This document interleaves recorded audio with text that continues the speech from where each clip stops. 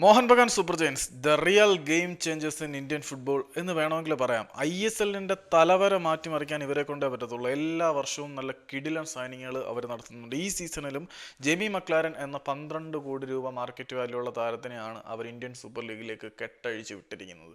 എല്ലാ സീസണിലും ഇതുപോലെ തന്നെ വളരെ വലിയ താരങ്ങളെ കൊണ്ടുവരുമ്പം മറ്റു ടീമുകൾ ഇതുപോലുള്ള താരങ്ങളെ കൊണ്ടുവരാൻ നിർബന്ധിതരാകും. ക്രമേണ ലീഗിൻ്റെ നിലവാരം ഉയരും. പക്ഷേ ഇതിന് വേറൊരു മറുവശം കൂടിയുണ്ട്. സൂപ്പർ താരങ്ങളെ ഇങ്ങനെ വലിയ പൈസ കൊടുത്ത് കൊണ്ടുവരുമ്പം ചൈനീസ് ലീഗ് തകർന്നു പോയതുപോലെ ഇന്ത്യൻ ലീഗും തകർന്നു പോകുമോ എന്നുള്ളൊരു ചോദ്യമുണ്ട്. അങ്ങനെയൊന്നും സംഭവിക്കില്ല എന്ന് നമുക്ക് ശുഭാപ്തി വിശ്വാസം പ്രകടിപ്പിക്കാം. കാരണം മോഹൻ ബഗാൻ സൂപ്പർ ജയൻസ് എന്ത് ചെയ്താലും അതിൻ്റെ അപ്പുറം ചെയ്യാൻ വെറി പിടിച്ച് അവിടെ ഈസ്റ്റ് ബംഗാളുണ്ട്. പിന്നെ മുഹമ്മദൻസ് വളർന്നു വരുമ്പം അവരും അതുപോലൊക്കെ തന്നെ ചെയ്തോളും.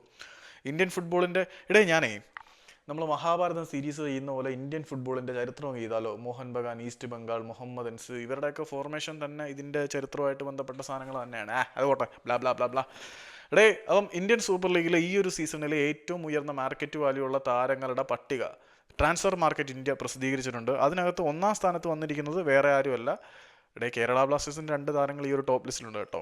ഒന്നാം സ്ഥാനത്ത് വന്നിരിക്കുന്നത് 12 കോടി രൂപ മാർക്കറ്റ് വാല്യൂ ആയിട്ട് മോഹൻ ബഗാൻ സൂപ്പർ ജയൻസിൻ്റെ ജെമി മക്ലാരൻ തന്നെയാണ്. രണ്ടാം സ്ഥാനത്തും മോഹൻ ബഗാൻ സൂപ്പർ ജയൻസിൻ്റെ സൂപ്പർ താരമായിട്ടുള്ള ജെയ്സൺ കുമ്മിൻസ് ആണ്. 8 കോടി രൂപയാണ് ആളിൻ്റെ മാർക്കറ്റ് വാല്യൂ. മൂന്നാം സ്ഥാനത്തും മോഹൻ ബഗാൻ സൂപ്പർ ജയൻസിൻ്റെ ദിമി പെട്രോസ് ആണ്. പെട്രോസിൻ്റെ മാർക്കറ്റ് വാല്യൂ വന്നിട്ട് 7.2 കോടിയാണ്.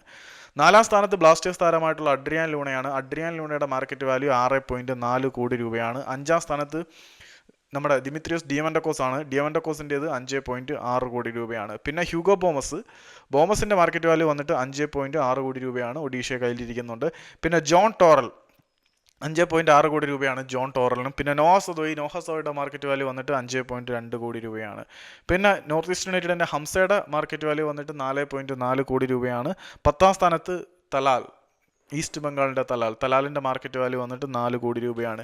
ഇവരിത്രയുമാണ് ഇന്ത്യൻ സൂപ്പർ ലീഗിൽ വരാൻ പോകുന്ന സീസണിൽ ഇതുവരെയുള്ള കണക്കുകൾ അനുസരിച്ച് ഏറ്റവും ഉയർന്ന താരമൂല്യമുള്ള താരങ്ങൾ. ഇനി അത് കൂടിയാൽ അത്ഭുതപ്പെടാനൊന്നുമില്ല, ഒരുപക്ഷെ കൂടിയേക്കാം.